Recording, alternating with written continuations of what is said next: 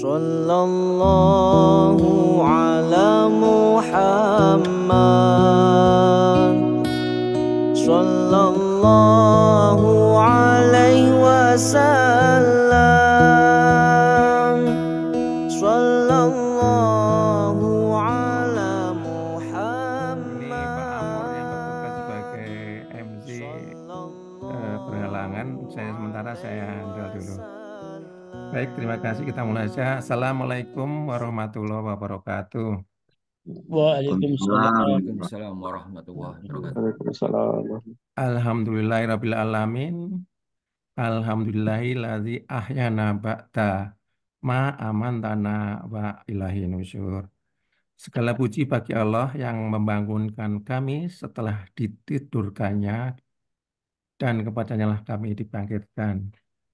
Alhamdulillah, pada pagi hari ini kita masih diberi kesempatan. Sekali lagi, yang pertama dalam keimanan, dan kedua yang jelas kita diberi kesempatan, eh, waktu dan kemauan untuk bisa bermajelis taklim. Karena banyak saudara-saudara kita yang punya waktu tapi tidak ada kemauan. Dan sebaliknya ada kemauan tapi tidak ada waktu untuk bisa bermajelis taklim. Dan alhamdulillah kita pada pagi hari ini kita diberi eh, eh, kenikmatan untuk bisa menikmati kedua hal tersebut. Baiklah, untuk mempercepat waktu, sebagaimana biasa, sebelum kita mulai, mari kita bersama-sama membaca basmalah. Bismillahirrahmanirrahim. Bismillahirrahmanirrahim. Sebelum acara inti dimulai, eh, kita akan mendengarkan tilawah yang pada pagi hari ini akan disampaikan oleh sahabat kita, Mas Heri Ideal Utomo, dan pada pagi hari ini akan membacakan Quran Surat Al-Mujadilah, surat yang ke-58, ayat 11 dan ayat 12. Monggo Mas Heri. Terima kasih atas waktu yang diberikan kepada saya. Sebelumnya saya mohon maaf bila mana nanti ada kesalahan dan mohon dikoreksi ya, terutama panjang pendeknya bacaan. Assalamualaikum warahmatullahi wabarakatuh. Waalaikumsalam Waalaikumsalam. warahmatullahi wabarakatuh. Tilawah dan sari tilawah Quran surat Al-Mujadilah ayat 11 sampai 12. A'udzu billahi minasy syaithanir rajim.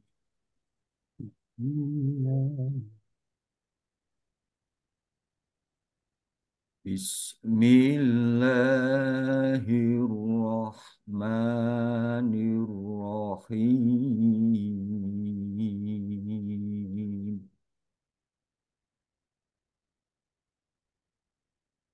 Ya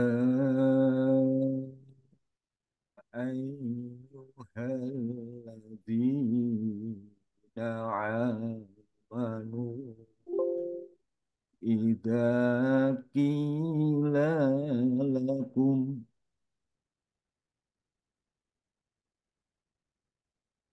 إذا قيل لكم تفسحوا في المجالس فافسحوا يفسح الله لكم وإذا قيل انشزوا فانشزوا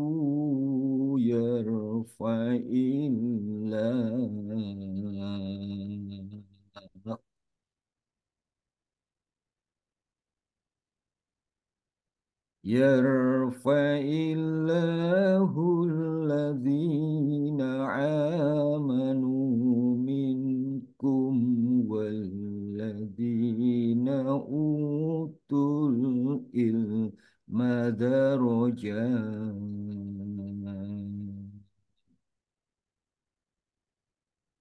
والله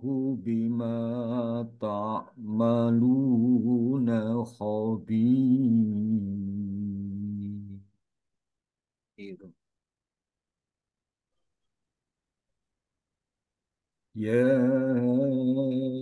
أيها الذين آمنوا ناجيتم الرسول إذا ناجيتم الرسول فقدموا بين يدي نجواكم صدقة ذلك خير لكم وأدهر فإن لم تجدوا فإن الله غفور رحيم صدق الله العظيم. Aku berlindung kepada Allah dari godaan setan yang terkutuk dengan menyebut nama Allah yang Maha Pengasih lagi Maha Penyayang. Wahai orang-orang yang beriman, apabila dikatakan kepadamu, berilah kelapangan di dalam majelis-majelis, lapangkanlah. Niscaya Allah akan memberi kelapangan untukmu. Apabila dikatakan, berdirilah, kamu berdirilah. Allah niscaya akan mengangkat orang-orang yang beriman di antaramu dan orang-orang yang diberi ilmu beberapa derajat. Allah Maha Teliti terhadap apa yang kamu kerjakan.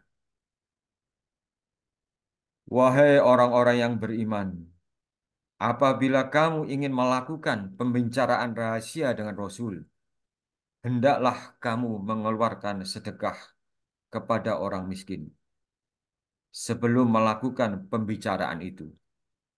Hal itu lebih baik bagimu dan lebih bersih.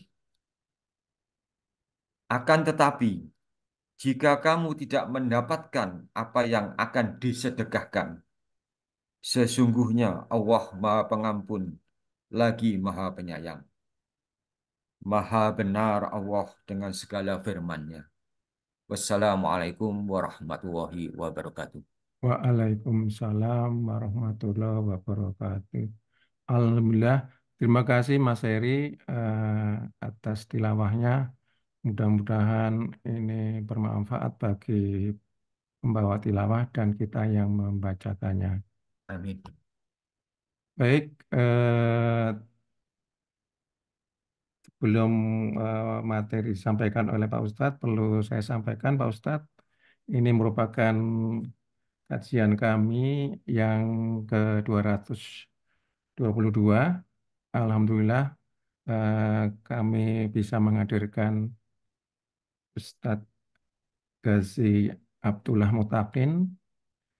Beliau termasuk junior kita ya, Ustadz, karena kalau dilihat kelahirannya ini tahun 2011, 2001 Pak Ustadz ya. Jadi walaupun masih muda, tapi kalau dilihat dari latar belakang kiprahnya di dunia internasional, saya kira kita akan terkagum-kagum. Beliau sudah hafal Al-Quran itu sejak umur 14 tahun. Alhamdulillah luar biasa. Saat ini beliau masih menempuh kuliah di Islamic University Madinah. Kemudian dari yang saya baca beliau itu fasih dalam 5 bahasa. Alhamdulillah luar biasa. Ada bahasa Arab, bahasa Inggris jelas, bahasa Latin, bahasa Rusia, waduh luar biasa. Kemudian dari segi kiprah di internasional, beliau adalah Ketua World Interfaith Forum, Ketua Forum Lintas Agama Dunia, dan pernah menjabat sebagai Youth Muslim Peace Ambassador. Pada pagi hari ini, beliau akan menyampaikan materi tentang bagaimana generasi muda Islam bersikap dalam menghadapi isu-isu kontemporer. Pada teman-teman, saya kira kalau akan bertanya, silahkan nanti disiapkan pena, kemudian disulit di chat atau nanti raise hand di akhir materi. Baik, tidak memperpanjang waktu, mohon Pak Ustadz dipersilahkan. Bismillahirrahmanirrahim. Assalamualaikum warahmatullahi wabarakatuh. Waalaikumsalam Assalamualaikum warahmatullahi wabarakatuh. Mohon izin Bapak Ibu sekalian, sebelumnya saya mau mengecek apakah suara Ananda ini jelas terdengar ataukah tidak jelas terdengar. Bagus sekali Pak Ustadz. Alhamdulillah. Alhamdulillah. Mohon izin yang kami hormati Al Ustadz Endri, Pak Levi, Pak Heri, dan Bapak Ibu sekalian di komunitas kajian subuh online yang Masya Allah memiliki semangat luar biasa untuk mencari ilmu. Dan saya terkaget sebetulnya Pak Henry, Pak Ustadz, ternyata yang hadir dalam platform Zoom ini adalah orang tua kita. Dan Masya Allah agak deg-degan sebetulnya. Mengingat Ananda ini masih 22 tahun sebetulnya usia sekarang, nanti 19 Oktober 23 tahun insya Allah. Ya, Alhamdulillah, walaupun jarak memisahkan, perbedaan waktu 4 jam, Ananda khawatir tadi takut ketiduran. Ya, Masya Allah, bangun jam 12 malam di kota Madinah, nunggu momentum yang sangat berharga ini. Alhamdulillah satu rahim bisa terwujud, dan sangat diharapkan jika ada Bapak Ibu yang mungkin suatu hari nanti sedang ada kegiatan umroh atau haji, silahkan jangan sungkan berkabar, nanti akan saya akan jamu dan silaturahim insya Allah. Alhamdulillah. Dan juga kalau misalkan Bapak Ibu kebetulan ada acara di Garut, silahkan insya Allah sangat senang sekali kalau bisa silaturahim secara langsung. Nah, kalau di Garut barangkali Pak Ustadz Endri, Alhamdulillah Ananda punya unit bisnis resort hotel, Alhambra Granada International Convention and Resort. Nanti mungkin kalau boleh saya mengusulkan, ini kajian mungkin harus ada sesi offline ya. Sesi offline, temu langsung. Insya Allah, Ananda insya Allah akan berusaha untuk memfasilitasinya insya Allah. Karena posisi sebagai owner dan direktur utama dan insya Allah akan saya fasilitasi untuk setiap kegiatan yang berkaitan dengan dakwah insya Allah. Alhamdulillah, amin. Nah, ini undangannya secara langsung bisa di pembukaan kajian kita saat ini. Insya Allah kita harus agendakan langsung tatap muka ya. Masya Allah. Terima kasih. Iya, Alhamdulillah Pak Ustadz Endri, terkait tema yang diamanahkan kepada Ananda terkait bagaimana posisi generasi umat Muslim ya, terutama generasi mudanya yang dalam konteks ini caranya seperti apa dalam menghadapi dan menyikapi perkembangan isu-isu kontemporer. Sebetulnya hal ini diinspirasikan oleh salah satunya adalah pertemuan Ananda beberapa hari yang lalu dengan Imam Besar New York, Imam Syamsi Ali, yang mana beliau ketahui oleh Bapak Ibu sekalian, mungkin bagi sebagian Bapak Ibu tahu, tokoh Muhammadiyah yang menjadi tokoh internasional, aset umat Islam Indonesia di Amerika Serikat. Di antara obrolan kami berdua, di antaranya ternyata ada banyak hal perkembangan dunia Islam di luar sana, terutama di negara-negara Barat, di Eropa atau di Amerika itu yang alhamdulillah sangat membahagiakan ya. Dan tentunya kita sangat berharap bahwa Islam akan terus memberikan kontribusi positif bagi dunia, bukan hanya Indonesia tapi seluruh negara yang ada di kawasan. Dan apa namanya, penting sekali mungkin kami sampaikan bahwa apa namanya, isu kontemporer itu sangatlah beragam ya, Pak Ustadz, sangat kompleks dan juga banyak dalam berbagai dimensi. Ada yang kita sorot dari isu kontemporer pendidikan, dari isu kontemporer dakwah, dari isu kontemporer bahkan sampai ke bab pemikiran itu kan. Dan kita semua rasakan lah banyak sekali ujian dan juga rintangan yang dirasakan oleh orang tua, terutama yang memiliki keturunan generasi muda yang mungkin seusia Ananda ini. Mungkin Pak Ustadz dan juga Bapak Ibu bisa melihat, ya saya usia 22 tahun, pasti Bapak Ibu juga punya anak seusia saya gitu kan. Bagaimana ujian itu berat sekali untuk menyiapkan generasi muda saat ini benar-benar sesuai dengan hitoh ya, bisa dibilang sesuai hitoh yang digariskan oleh nilai syariat Islam terkait apa yang perlu dilakukan dan apa yang perlu disikapi oleh generasi muda. Tentunya kalau misalkan kita ingin punya idealisme seperti apa dan harus bagaimana generasi muda menyikapi tantangan isu kontemporer, maka tentu kita bisa mengambil pelajaran yang amat mahal dari apa yang telah terjadi di zaman Rasulullah dan juga para sahabatnya, yang mana para sahabat itu banyak sekali yang masih muda ya. Bahkan periwayat hadis itu disebut abadilah, ada Abdullah bin Umar, ada Abdullah bin Abbas, lalu ada Abdullah bin Amr bin As. Mereka ini orang-orang muda yang ternyata ditempa oleh Rasul menjadi generasi muda terbaik dan menjadi generasi muda teladan dan contoh yang ideal bagi generasi muda kapanpun dan dimanapun itu. Yang jelas, kehebatan Islam di zaman generasi salafus solih ya, dalam menyikapi tantangan zaman pada zaman mereka, tentunya istilah kontemporer itu adalah istilah yang bisa diaplikasikan dalam setiap waktu. Jadi untuk zaman Rasulullah juga ada istilah kontemporer pada saat itu gitu kan. Dan sekarang juga ada kontemporer. Mungkin kalau sekarang kita menyikapi banyak isu kontemporer seperti apa namanya, globalisasi, isu dekadensi moral terhadap generasi muda, lalu isu apa namanya, minimnya akhlak dan adab di generasi muda saat ini. Mungkin itu yang kita hadapi sekarang di era kontemporer. Bahkan tidak sedikit juga, tidak jarang, isu kontemporer yang kita hadapi adalah merebaknya banyak pemikiran yang sesat itu kan. Sepilis itu kan, sekular, liberal dan pluralisme.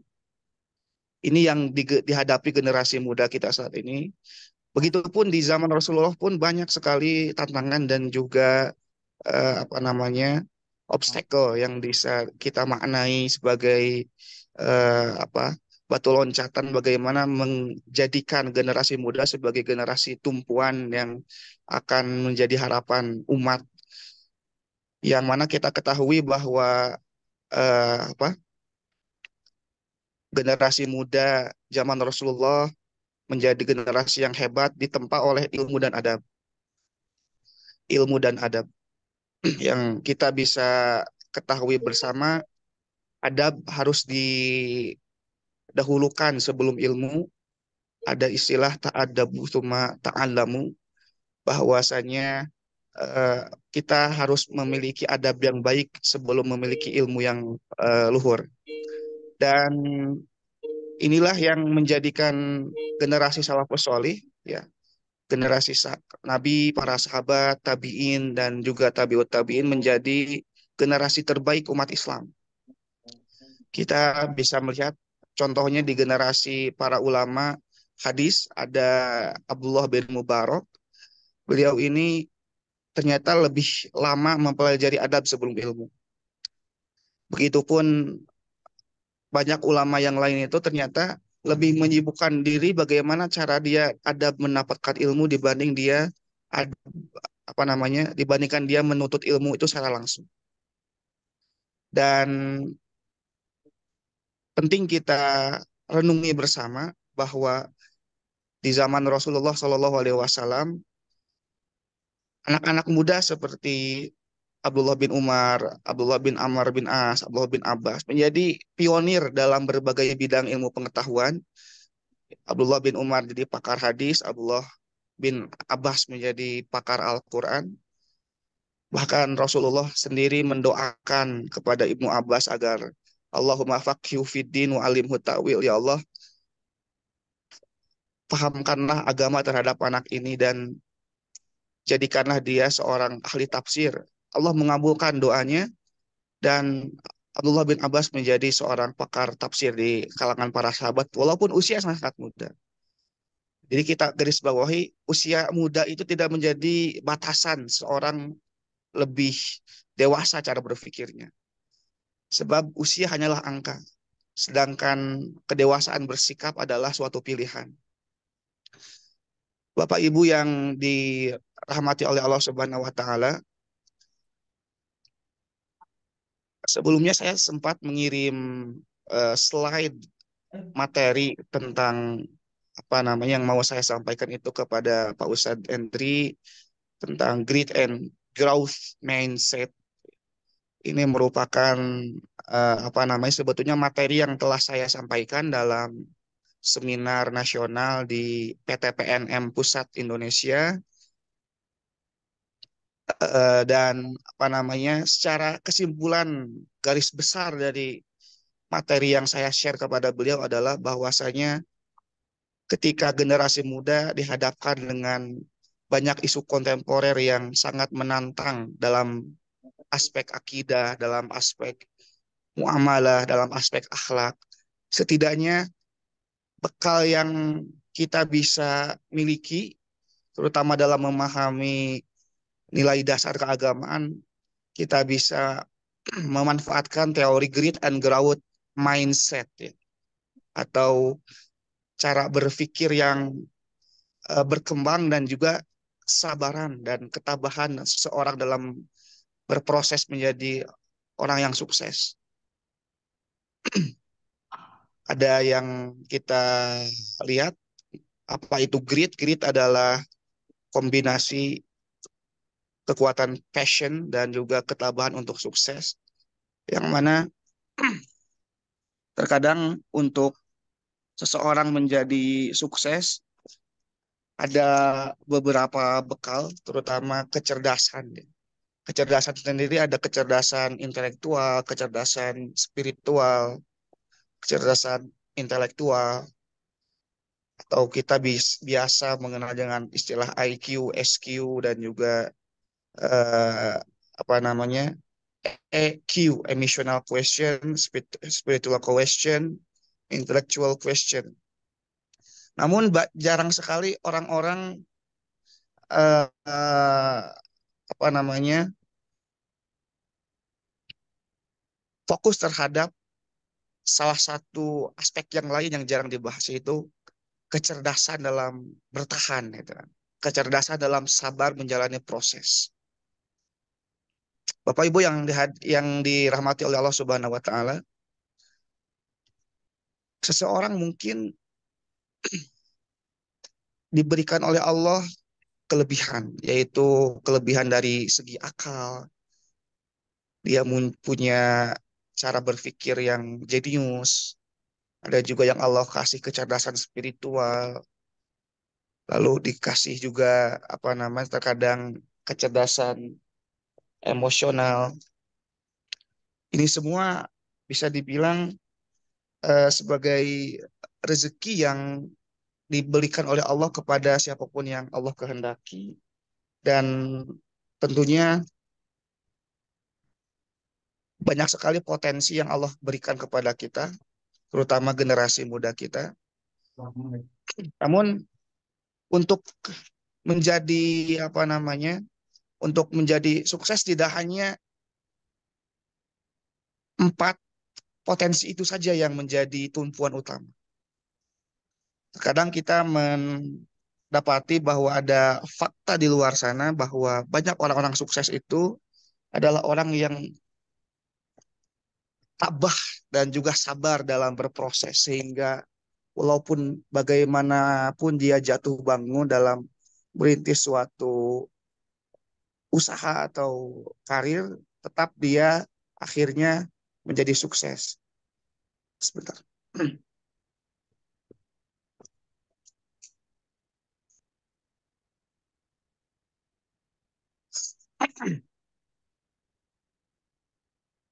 Ya, dan kita lihat owner Toyota, Mitsubishi, dan lain sebagainya.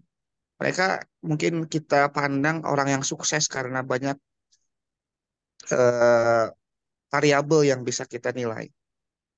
Namun sebetulnya mereka adalah orang-orang yang banyak merasakan jatuh bangun dalam kehidupan, ataupun mereka bersabar dan akhirnya bisa meraih titik tertinggi dalam kesuksesan karir mereka. Nah, begitupun juga dan terjadi dalam kehidupan para sahabat dan juga generasi salafus solih dalam menghadapi isu kontemporer pada saat itu.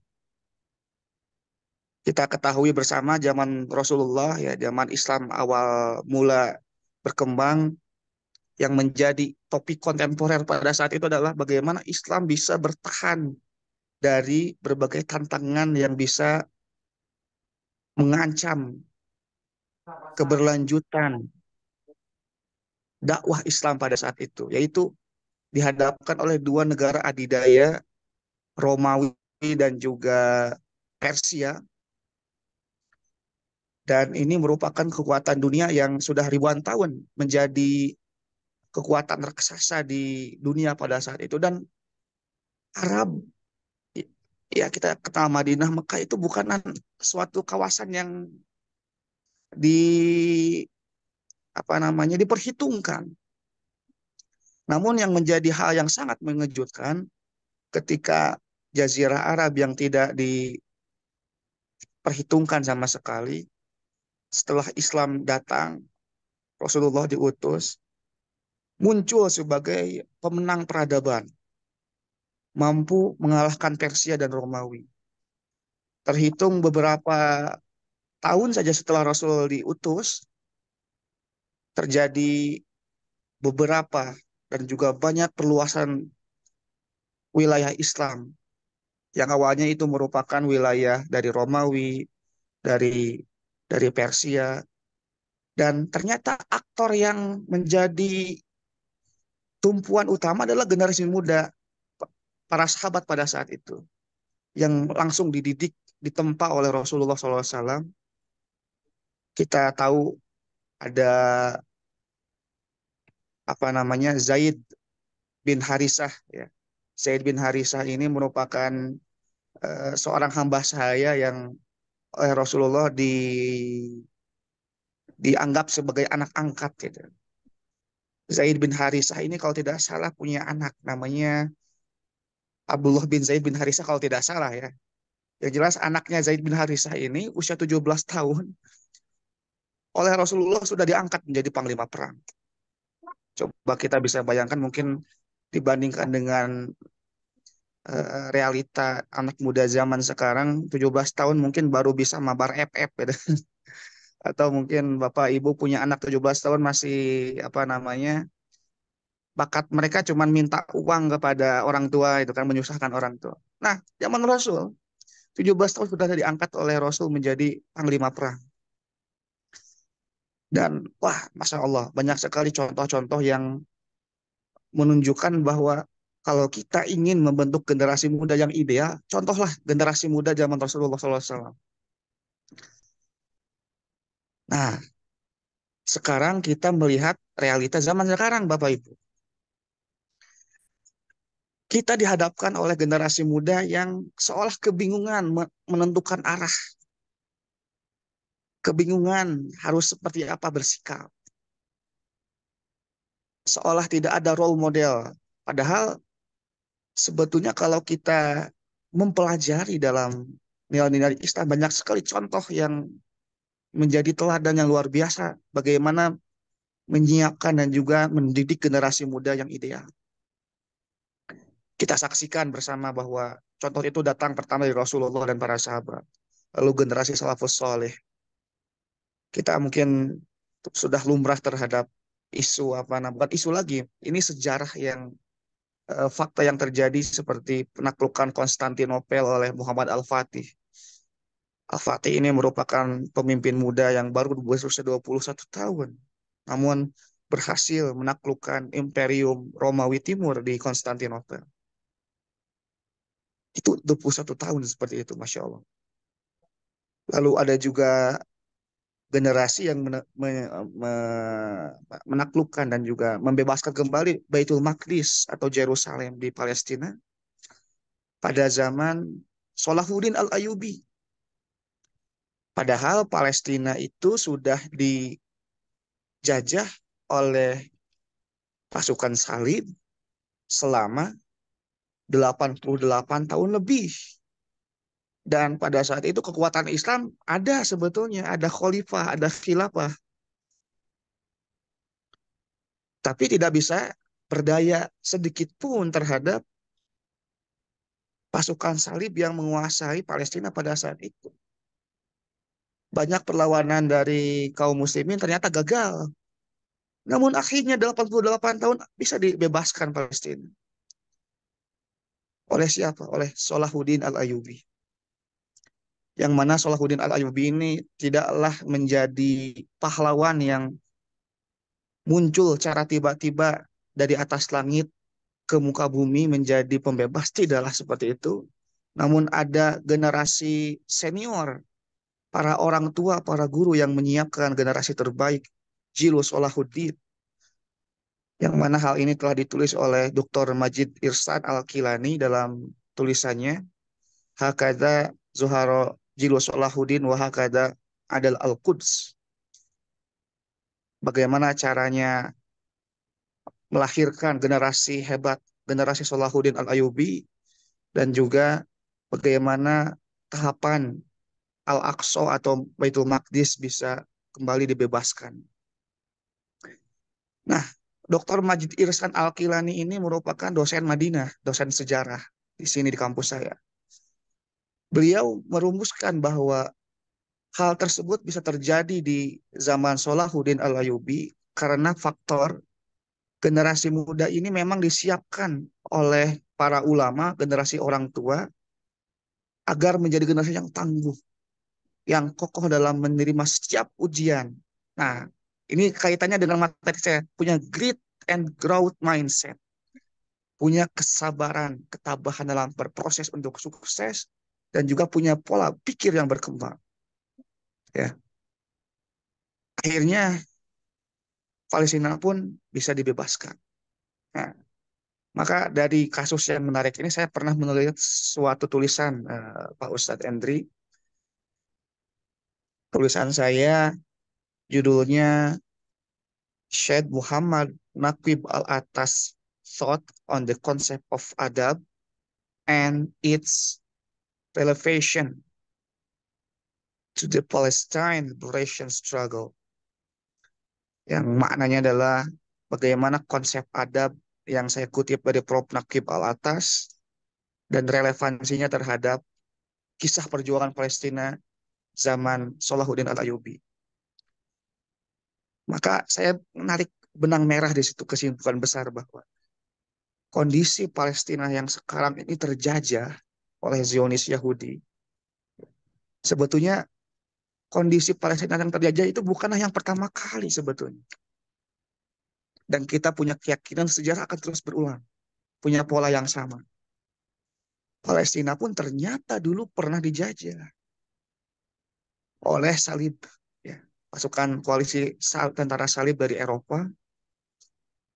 Dan itu selama 88 tahun, coba bayangkan. Bahkan umat Islam pun sampai dibantai. Orang-orang Kristen itu kan yang menjajah itu dari Katolik Roma, ya. Yang Protestan dibantai, yang Ortodoks dibantai, yang Muslim dibantai, yang Yahudi dibantai. Sampai di Baitul Maqdis dikatakan darah yang menggenang sampai ke 2 mata kaki. Bayangkan berapa puluh ribu orang yang dibantai di sana. Jadi memang sejak dari zaman dulu daerah Palestina merupakan daerah konflik berdarah. Mungkin ini Allah oleh Allah ditakdirkan sampai kiamat seperti itu. Namun yang jelas sejarah telah membuktikan bahwa Palestina berhasil dibebaskan oleh munculnya generasi terbaik Salahuddin Al-Ayyubi yang membebaskan. Maka saya punya kesimpulan, Palestina pun yang saat ini dijajah itu bisa dibebaskan lagi, kita bisa rebut. Kalau strateginya seperti yang dilakukan oleh para ulama yang menyiapkan generasi Salahuddin Al-Ayyubi. Yaitu dengan apa? Dengan menanamkan adab dan ilmu terhadap generasi muda. Nah, mungkin ada yang menempuh jalur diplomasi itu boleh, ada yang lewat menyuarakan aspirasi demo pro Palestina, oh itu boleh. Namun yang lebih strategis adalah menyiapkan generasi yang kelak akan membebaskan Palestina secara langsung. Jadi itu mungkin sebagai refleksi bagaimana kita memandang generasi ideal untuk menghadapi isu kontemporer itu seperti apa ya. Kita tiru apa yang telah terjadi di zaman Rasul, para sahabat, tabi'in, tabi'in dan juga generasi yang menjadi contoh membebaskan Palestina, membebaskan Konstantinopel. Dan itu ternyata aktornya adalah anak muda. Dan jangan jauh-jauh dulu tuh Bapak Ibu. Indonesia kita merdeka 45 17 Agustus 1945. Ternyata banyak aktor utamanya adalah generasi muda. Pemuda saat itu seperti Soekarno mungkin diklasifikasikan generasi muda.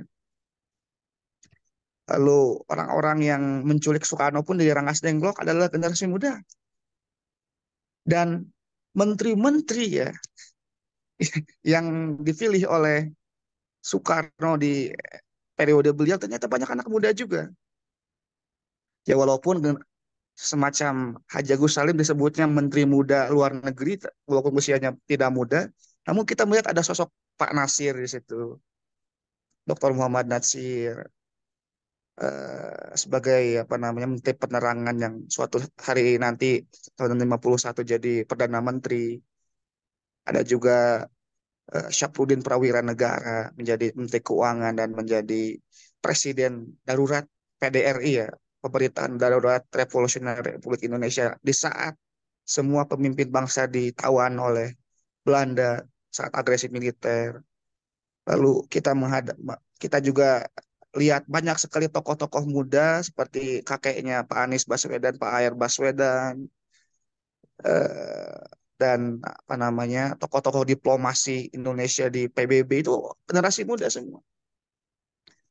Dan ternyata idealisme pemuda itu haruslah terus dijaga, terutama dalam menghadapi isu kontemporer. Dan yang paling utama adalah bagaimana generasi muda mengokohkan akidah, menjaga semangat yang berkobar untuk membawa manfaat masalah terhadap bangsa dan negara dan juga agama tentunya. Dan yang paling utama adalah bagaimana caranya yang paling penting para orang tua, para guru itu bisa menjadi contoh terbaik kepada anak dan juga keluarga, terutama generasi muda yang ia miliki sebagai generasi penerus yang akan menjadi penerus jejak kebaikan amal jariah dari orang tua dan juga guru-gurunya. Mungkin Pak Ustaz itu yang baru saya sampaikan terkait mukaddimah diskusi kita malam waktu Madinah dan juga pagi waktu Indonesia saat ini.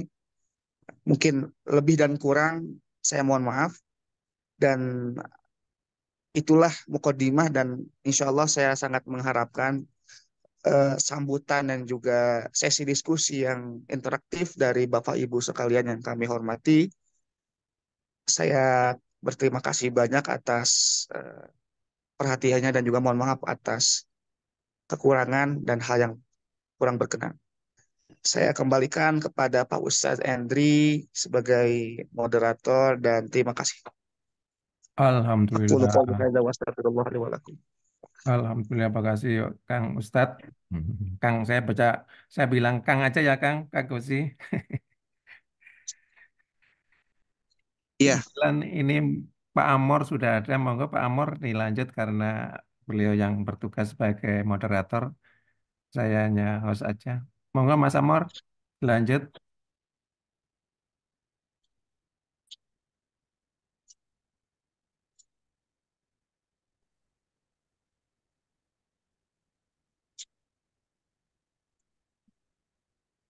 Masih di stasiun. Oh gitu, oke nggak apa-apa. Oke, Iya. oke, oke. Makasih, saya lanjutkan kalau gitu. Baik, kebetulan Mas Amor ada acara di stasiun jemput ngantar istri mau ke Bandung. Baik, Bapak Ibu sekalian, ada benang merah yang eh, dapat saya simpulkan dari kajian pagi hari ini. Yang pertama adalah perlu peran orang tua atau senior yang bisa menjadi role model dalam menyiapkan dari generasi muda, sehingga yang kedua punya idealisme yang kuat ya, sehingga harus tetap dijaga. Eh, Mungkin itu yang dapat saya simpulkan dari apa yang disampaikan oleh Ustadz Gazi. Mung- Baik, mungkin saya buka aja supaya agak rame dialog ini. Monggo Bapak Ibu, kalau misalnya ada yang ingin disampaikan, diskusikan, silakan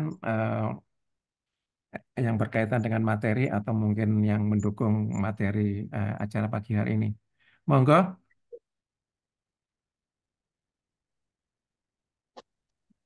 Saya Pak Hendri. ye, monggo. Bu siapa ini? Bu Endang ya? Nggih. Ye, monggo Bu Endang. Assalamualaikum warahmatullahi wabarakatuh, Pak Ustaz. Waalaikumsalam Baga- warahmatullahi wabarakatuh. Bagaimana cara kita orang tua yang pada saat ini anak muda-muda itu lebih cenderung ke gadget daripada ke agama. Dan apa yang ditanamkan oleh orang tua supaya mereka itu lebih dekat dengan agama. Matur nuwun, Ustaz. Monggo Ya, Pak Ustadz langsung atau siap, siap, siap. hmm, Terima kasih Ibu Endang. Ibu Endang atau Ibu Endang? Saya mohon maaf takut salah baca. Endang. Bu, Bu Endang ya, Bu Endang. Bu Terima Endang. kasih, matur nuwun atas pertanyaannya. Ini terutama problem yang mungkin 95% dihadapi oleh Bapak Ibu sekalian dan orang tua di zaman ini. Namun terkait ini saya mau memberikan apa namanya pengalaman yang cukup unik sebetulnya, bahwa Ananda Gozi ini alhamdulillah kenapa mungkin bisa menjadi seperti yang Bapak Ibu saksikan dan dengar, walaupun banyak kekurangan yang Anda miliki, ternyata wasilahnya adalah didikan orang tua.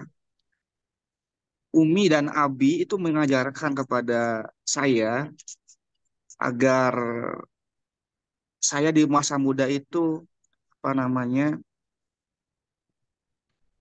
3 hal atau 4 hal prinsip didikan orang tua saya.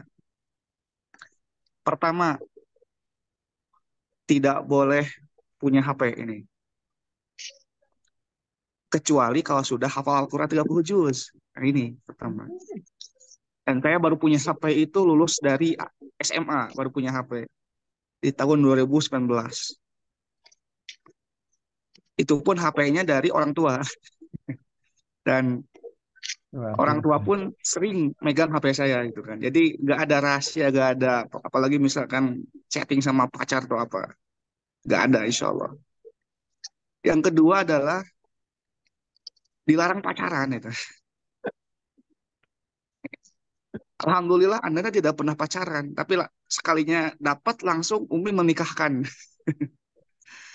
Mohon doanya Bapak Ibu, Alhamdulillah Ananda Ghazi baru menikah. Tahu 17 Agustus 19 19 2024 Alhamdulillah. Jadi kurang lebih Alhamdulillah. sebulan yang lalu Ananda Ghazi baru melangsungkan akad nikah sejam sebelum penerbangan Alhamdulillah. Dan itu pun sangat cepat sekali prosesnya dan malamnya lagi beres-beres koper, tiba-tiba kata Umi, besok mau ke Madinah, nikah dulu ya. Ya saya kaget lah, nikah gimana? Tapi kan saya tipe orangnya yang nurut sama orang tua gitu kan, tidak pernah melawan. Ketika kita pertimbangkan sisi, berbanyak banyak sisi lah. Oke lah, saya ikut arahan dari orang tua. Besoknya ke bandara, belok dulu ke rumah calon, akad nikah langsung ke bandara. Dan dulu seperti itu juga Umi sama Abi kisahnya, gitu kan. Dan apa namanya, itulah prinsip yang kedua, dilarang pacaran, gitu kan. Dan alhamdulillah saya tidak pernah pacaran. Sekalinya dapat sama Umi langsung dinikahkan, gitu kan. Dan yang ketiga adalah selektif memilih teman. Jadi Umi dan Abi itu sangat apa namanya protektif, sangat selektif memilihkan pergaulan bagi diri saya, gitu kan. Sehingga banyak mungkin kawan-kawan masa kecil saya tahu, saya itu gak punya teman gitu kan. Dari sejak SD sampai SMA itu gak punya teman dekat itu kan, sampai main kemana, apa namanya, acara-acara ya. Mungkin ibu bapak lebih mengetahui bagaimana menghadapi anak laki-laki di usia 15 tahun, 16 tahun. Pasti sukanya main gitu kan. Nah kalau saya enggak seperti itu, alhamdulillah. Sangat dijaga oleh orang tua itu, jangan sampai apa namanya salah dalam memilih pergaulan, salah dalam memilih lingkungan. Jadi tiga hal Bapak Ibu, ini merupakan hal yang mungkin langka sekali diamalkan oleh para orang tua di zaman kita saat dewasa ini ya. Pertama, jangan punya HP kecuali sudah hafal 30 juz. Yang kedua, dilarang pacaran. Jangan pacaran tapi langsung nikah gitu kan. Alhamdulillah saya nikah di usia muda. Dan yang ketiga, apa namanya, selektif memilih teman. Wah, ini sangat mahal sebenarnya. Jadi untuk menjawab tadi pertanyaan dari Ibu Endang, caranya bagaimana untuk mendekatkan generasi kepada agama? Ya, kembali dimulai oleh ibu bapaknya harus soleh dulu itu kan. Agak sulit kalau misalkan menambahkan anaknya soleh kalau bapak ibunya belum soleh itu kan. Dan apa namanya, hal tersebut akan penting sebab akan menjadi contoh. Jangan sampai kepada anak, ayo nak, bangun sholat subuh di masjid tapi ibu bapaknya tidak sholat subuh misalnya. Dan apa namanya, itulah pentingnya contoh. Dan apa, kita terkait tema kita hari ini, bagaimana generasi muda menghadapi isu kontemporer. Kita contoh generasi terbaik umat Islam zaman Nabi dan para salafus soleh gitu kan.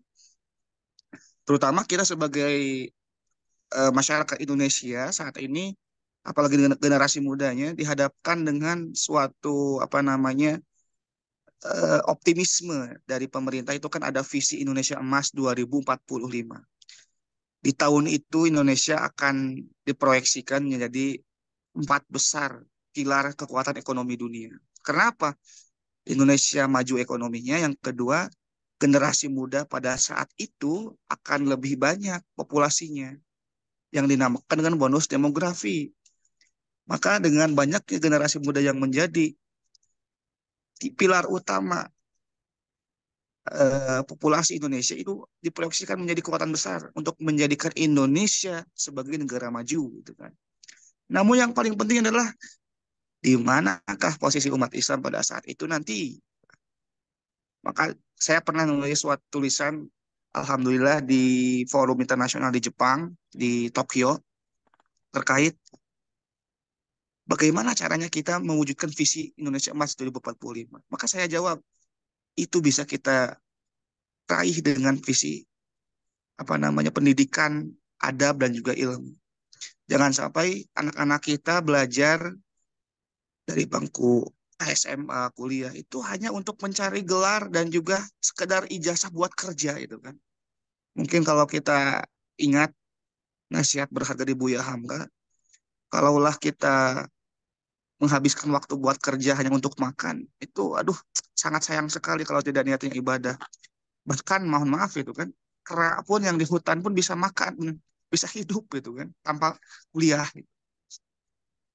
Nah, disitulah mungkin perannya penting ya, penting peran orang tua dalam menyiapkan generasi terbaik ya, agar apa namanya dimulai dulu dari hal yang sederhana, jangan dulu yang tingkat tinggi gitu kan, jangan dulu yang level tinggi. Udah tiga hal: batasi penggunaan HP ya, dengan apa perbanyak baca Al-Quran itu kan. Bahkan kalau bisa saya punya permintaan buat Bapak Ibu. Jangan Bapak Ibu kasih HP terhadap anak-anak Ibu kalau belum cukup umur. Gitu kan. Minimal kalau sudah SMA baru kasih HP. Ini Masya Allah saya lihat anak-anak SD sudah jago main HP, main gadget. Ya akhirnya banyak waktu yang tersita. Dan Alhamdulillah saya dididik orang tua tidak punya HP, tapi saya dididik pertama dalam pengembangan potensi diri dengan bisnis. Saya berdagang dari sejak kecil, sejak SMP. Alhamdulillah sekarang punya beberapa unit usaha. Yang kedua, tidak punya HP tapi alhamdulillah menjadi produktif dalam menulis dan membaca buku. Dan bahkan saya dari sejak kelas 1 SMP itu sudah punya target harian per hari baca buku itu 100 halaman. Dan lewat pembiasaan seperti inilah saya membaca sehari 100 halaman, menulis. Lalu saya berdagang, membantu orang tua, jualan sembako dan lain sebagainya. Itu yang membentuk saya saat ini seperti ini. Dan alhamdulillah pasti yang jelas adalah doa dan juga peran di orang tua adalah sangat berpengaruh terhadap kesuksesan seorang anak. Wallahu a'lam. Subhanallah, luar Ya, biasa Pak Ustadz. matur nuwun Ustaz. Luar biasa. Kalau dilihat dari cara mendidik orang tua Pak Ustadz. Ini saya kira orang tua yang langka Pak Ustadz. Alhamdulillah Pak Ustadz punya orang tua yang demikian ketat dalam mendidik anak. Makasih Pak Ustadz. Ada satu chat ini dari Pak Amor. Kalau boleh saya bacakan Pak Ustadz. Assalamualaikum warahmatullahi wabarakatuh. Bagaimana menurut pengalaman Ustadz Gazi agar anak muda memiliki cita-cita yang mulia dan orang tua bisa support sepenuhnya? Cita-cita yang timbul dari pilihan sendiri, bukan pilihan orang tua. Terima kasih. Ya, terima kasih atas pertanyaannya. Terkait cita-cita sebetulnya ini pernah saya alami sebetulnya. Ya, mungkin terkadang cita-cita itu muncul karena keinginan sendiri atau juga mungkin ada desakan tertentu dari orang tua. Ini fakta yang terjadi. Siapapun dan dimanapun sebagai seorang anak. Nah, ini saya ingin berbagi juga pengalaman, Bapak Ibu.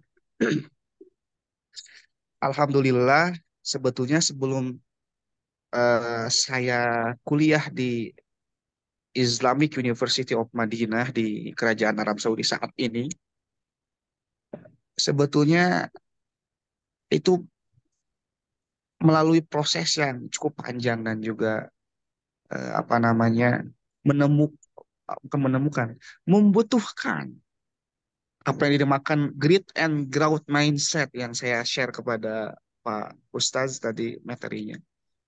Membutuhkan kekuatan passion dan juga ketabahan dan proses yang ulet dalam menjalani hal itu. Karena sebelum saya ke Madinah justru cita-cita dan juga bidang apa namanya akademik yang saya tekuni adalah diplomatik atau apa namanya hubungan internasional yang sempat disampaikan tadi oleh Pak Ustaz sebagai moderator di awal.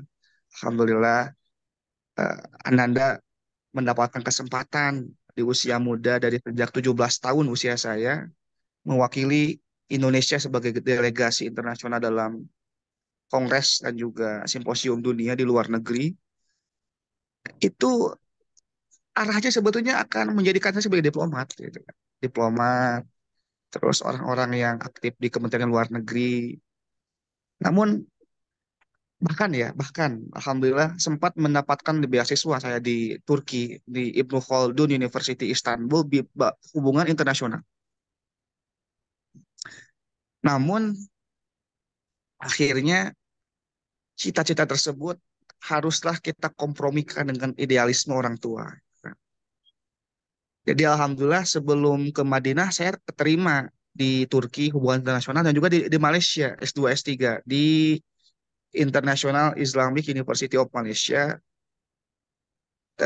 jurusan teknologi halal internasional, INHAT IIUM, nah itu kalau tidak salah. Nah,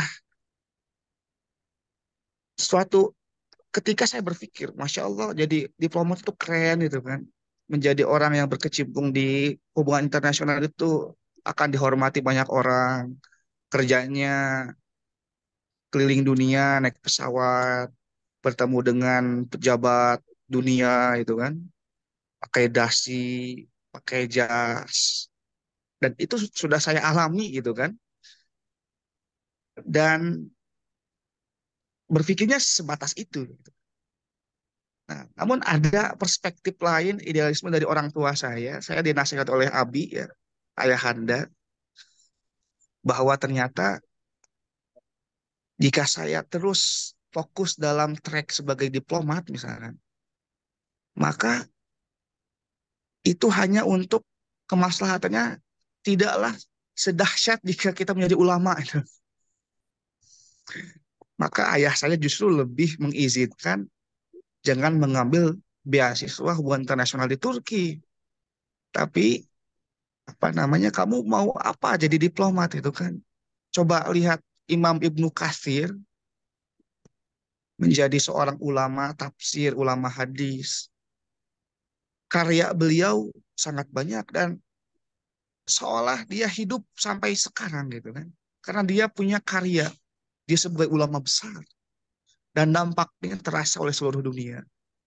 Coba ayahmu bertanya sama Ananda, siapakah presiden, siapakah khalifah, siapakah diplomat yang terkenal di zaman Ibnu Katsir? Gak ada jawaban. Maka terkadang kita harus menurunkan gengsi untuk idealisme yang lebih tinggi gitu kan. Mungkin idealnya saya saat itu jadi diplomat. Tapi sekarang saya justru meniti jalur untuk belajar ilmu agama. Semoga bisa mewujudkan impian ayah menjadi seorang ulama. Dan di situ saya berpikir bahwa ternyata apa namanya leadership ya. Kalau kita mungkin aktifnya dalam dunia aktivisme, mungkin bapak-bapak, ibu-ibu ada yang di HMI atau apapun itu organisasi, goal atau tujuan terakhir kita aktif di dunia aktivisme adalah menjadi pemimpin kan, leadership. Ternyata kesimpulan yang ditarik oleh bapak saya adalah seperti ini. Leadership itu atau kepemimpinan dibatasi oleh ruang dan waktu. Sedangkan mastership atau penguasaan seseorang terhadap disiplin ilmu pengetahuan itulah yang tak akan oleh zaman. Jadi awalnya track record saya akan menjadi orang yang fokus di leadership, kepemimpinan. Saya ikut masuk ke dalam diplomasi internasional. Namun ternyata ada yang lebih mulia, ada yang lebih utama ternyata. Adalah dengan saya kembali belajar, memperdalami dasar-dasar ilmu agama. Saya ingin cita-cita sebagai pengusaha dan juga ulama terwujud itu kan. Ternyata saya pun merenung. Kalau orang berlomba-lomba ingin jadi pemimpin, ternyata kalaulah yang jadi tujuan utamanya materi, justru lebih banyak duitnya, maaf, lebih banyak uangnya pengusaha. Bahkan kemarin saya sempat ketemu sama Pak Haritanu Sudibyo di bandara. Hikmah pelajaran yang saya ambil dari kiprah beliau adalah ternyata pengusaha itu adalah orang-orang yang berpengaruh terhadap kebijakan para penguasa. Jadi bisa dibilang pemimpin atau penguasa itu adalah orang-orang yang tunduk terhadap pengusaha itu. Maka saya punya apa namanya, punya perspektif bahwa terkait cita-cita, apakah harus ditimbulkan dari diri sendiri atau orang tua? Orang tua pun wajib untuk mengarahkan. Sebab saya juga mengalami perubahan cita-cita yang awalnya ingin jadi diplomat ternyata sekarang harus jadi ulama gitu kan. Ya banyak hal kekurangan namun itu semua akan terus dipelajari, diperbaiki dan apa namanya bertahap sedikit demi sedikit menjadi apa namanya mudah-mudahan wasilahnya kita nurut terhadap orang tua dengan niat birrul walidain, Allah akan ganti semua dengan yang terbaik dan memudahkan urusan kita. Wallahu a'lam. Makasih Pak Ustadz, luar biasa pengalaman Pak Ustadz. Ada satu pertanyaan lagi di chat Pak Ustadz. Ini kalau boleh saya bacakan dari Pak Amin, Suhadi. Assalamualaikum, izin menyampaikan pengamatan dan mohon komentarnya. Menurut pengamatan saya, selain peran orang tua, juga pengaruh pergaulan di sekolah juga sangat penting. Misalnya, walaupun banyak sekolah Islam di Indonesia, khususnya di Jakarta dan sekitarnya, tetapi pendidikan karakter Islami masih kurang. Mereka masih dipengaruhi oleh gaya hidup hedonis. Misalnya, berangkat ke sekolah diantar mobil mewah, sehingga anak di sekolah juga saling bersaing dengan barang-barang bermerek, misalnya sepatu yang mahal dan sebagainya. Ini mengakibatkan karakter hedonis. Mohon komentarnya Pak Ustadz. Harusnya sekolah-sekolah Islam melarang hal-hal seperti itu. Dulu saya di SMP 3 Malang, murid-murid dilarang naik motor, yang boleh hanya sepeda. Jadi kita sesama murid merasa setara, tidak ada berlomba-lomba dalam kemewahan. Demikian Pak Ustadz, mohon komentarnya. Ya, menarik sekali pertanyaan dari Bapak barusan. Lagi-lagi saya akan menjawabnya dengan pengalaman lagi gitu kan. Dan apa namanya terkait gaya hidup dan prinsip hidup sederhana dan sebagainya. Alhamdulillah, Bapak Ibu, saya dibesarkan, dididik oleh kedua orang tua yang menjunjung tinggi kerja keras, keikhlasan, dan juga apa namanya kesederhanaan. Jadi nampaknya akan sia-sia kalau menjelaskan tanpa ada contoh dan juga yang praktek yang sudah kami alami. Dan alhamdulillah Bapak Ibu ya, tadi kan sudah saya sampaikan, saya punya HP itu lulus dari SMA gitu kan. Lulus dari SMA walaupun alhamdulillah setelah saya hafalan Quran 14 tahun kelas 1 SMA, sebetulnya sangat mampu ibu bapak itu ngasih HP pada saya. Tapi justru hikmahnya tidak punya HP adalah saya rajin baca, rajin nulis tuh kan. Sehingga banyak tulisan yang lolos jurnal internasional menjadi wasilah mengantarkan saya ke luar negeri dan sebagainya. Nah, di situ justru apa namanya menjadi catatan utama dan juga penting bagi para orang tua bahwa yang harus ditanamkan itu adalah prinsip ya, prinsip hidup yang sederhana. Dan ternyata ini juga sudah dipraktekkan oleh bapak ibu saya. Ayah saya itu dosen bapak ibu, alhamdulillah di Singapura. Seminggu sekali beliau keluar negeri. Ibu saya pun pengusaha sembako. Dan saya turut serta dalam usaha rintisan beliau dari sejak awal merintis sampai sekarang alhamdulillah berkembang. Namun yang saya lihat adalah ayah sendiri, mobil yang beliau pakai adalah mobil carry ya, mobil carry yang sudah karatan. Padahal posisi beliau sebagai dosen di luar negeri itu kan. Kalau mau beli mobil yang bagus juga insya Allah bisa, itu kan mampu. Umi pun sebagai seorang pengusaha di rumah, kita TV second, TV rongsok gitu kan. Bahkan Umi sama Abi pun tidak punya HP, ya. HP mereka satu untuk berdua gitu kan. Karena kami melihat dan juga memandang punya prinsip, selagi yang ada cukup, gak perlu ada apa namanya kegiatan memaksakan hal yang kita tidak mampu. Nah, disitulah kita memandang banyak sekali problem dalam kehidupan, banyak orang yang stres terhadap tantangan hidup perkotaan, terus apa namanya kesejahteraan ekonomi, karena mungkin tidak ada mentalitas apa namanya hidup bersyukur dan juga sederhana di kala mampu gitu kan.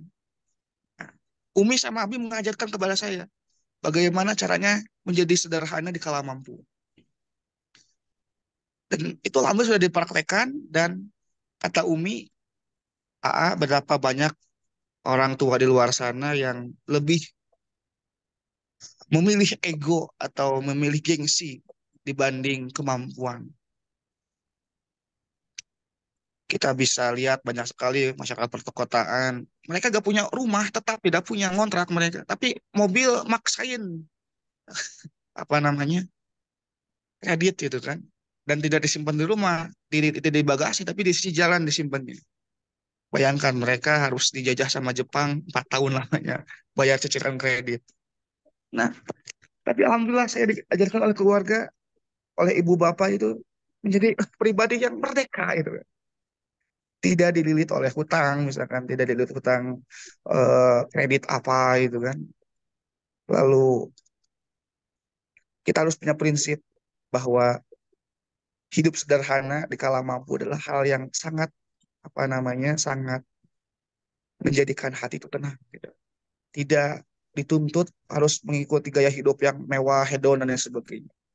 Jadi sebetulnya kalau tadi terkait pertanyaan bagaimana terkait anak-anak sekolah yang punya gaya hidup branded, mewah gitu. Ya sebetulnya Islam tidak melarang kemewahan, tidak, tidak. Islam itu bukan zuhud ekstrim, tidak. Justru Islam menyuruh umatnya agar menjadi orang yang kaya raya gitu kan. Sukses karena banyak sekali syariat Islam itu harus dilaksanakan dengan banyak uang gitu kan, haji, umroh, sodako, infak, zakat. Namun ketika sudah menggenggam itu semua, kita usahakan punya gaya hidup yang sederhana. Kita tahu bahwa 10 sahabat Nabi yang dijamin masuk surga, ternyata 8 di antaranya adalah pengusaha sukses. Ini saya dapat dari Pak Khairul Tanjung ya.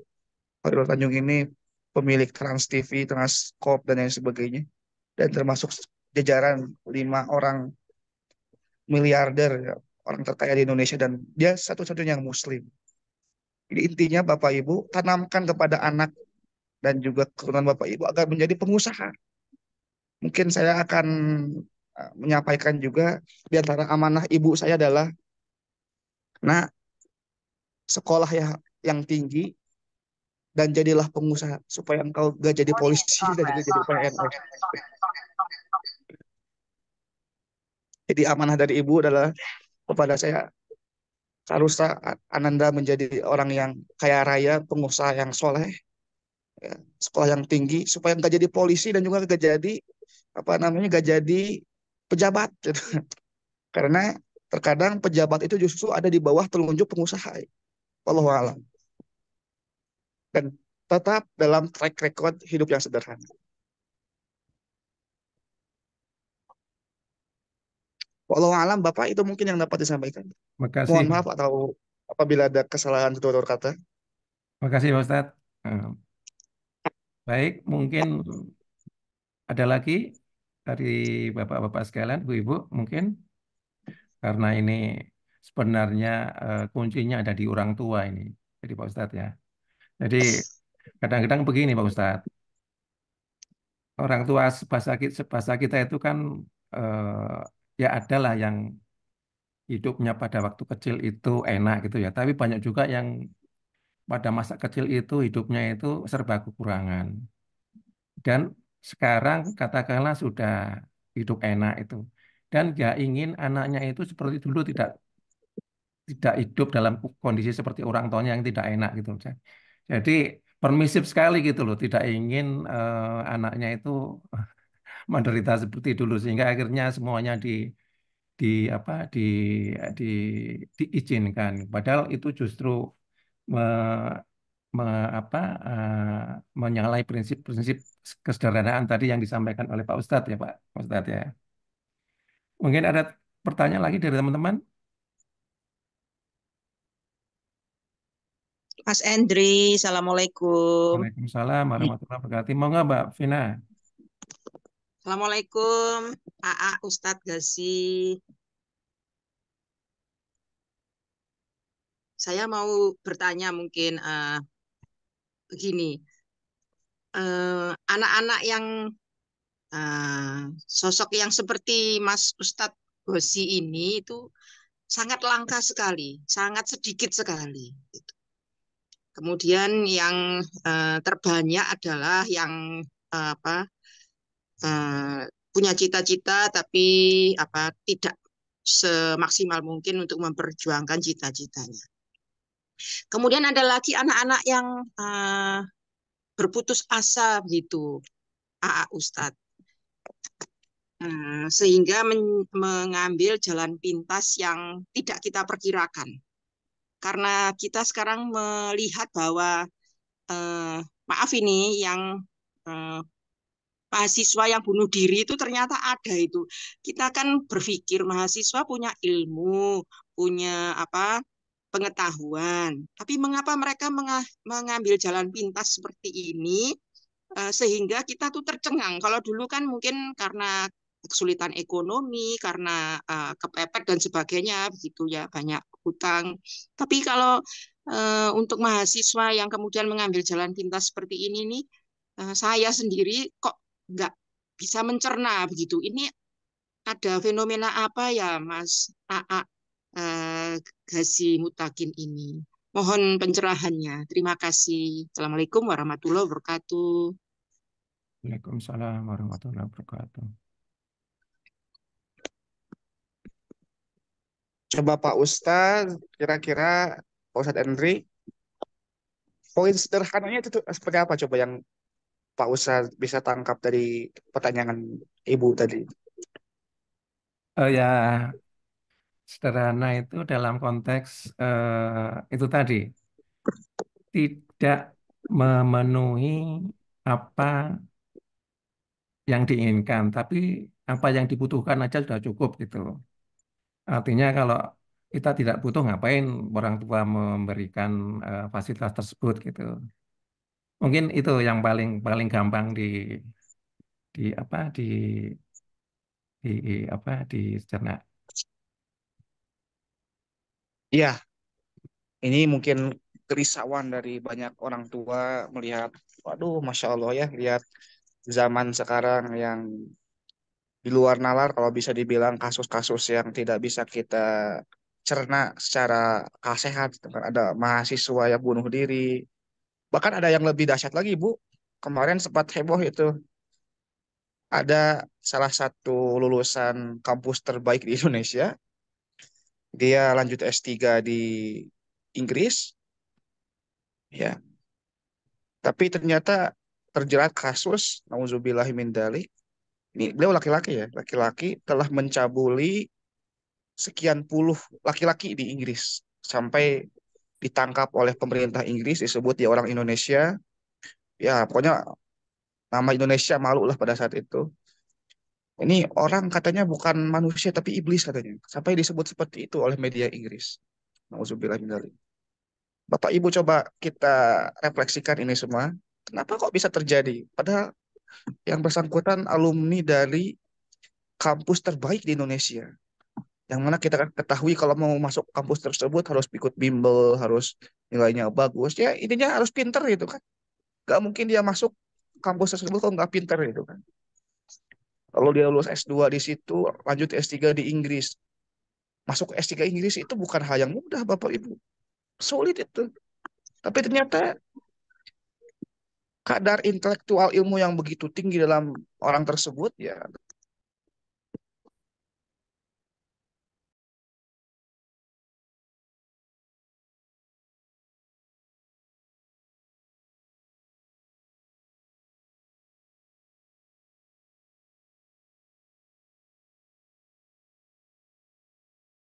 Ya Rabbal Alamin.